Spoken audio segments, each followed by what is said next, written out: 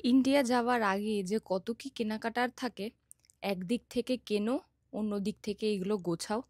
আমি আসলে বেশি ভিডিও করতে পারিনি। টুকটাক যে ক্লিপগুলো নিয়েছি ওইগুলোই আজকে তোমাদের সাথে শেয়ার করছি। একদম লাস্ট মুহূর্তে তাড়াহুড়া করে কিছু শপিং করেছিলাম।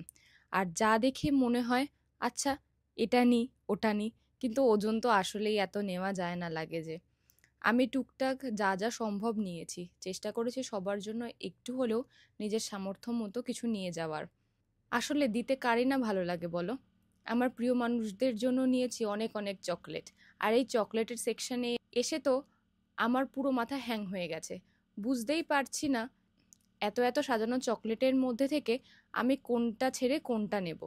আর চকলেট, ডেজার্ট এসবের জন্য যে জাপান বেস্ট, সেটা তো আর তোমাদেরকে নতুন করে কিছু বলার নেই। এটাই ছিল আমার ছোট্ট ভ্লগ। নেক্সট ভ্লগে আমি একা ইন্ডিয়া যাচ্ছি, সেটাই তোমাদের সবার সাথে শেয়ার করব। কিভাবে গেলাম, কি কি এক্সপিরিয়েন্স হলো এয়ারপোর্টে। চলো আজকের মতো তাহলে বাই।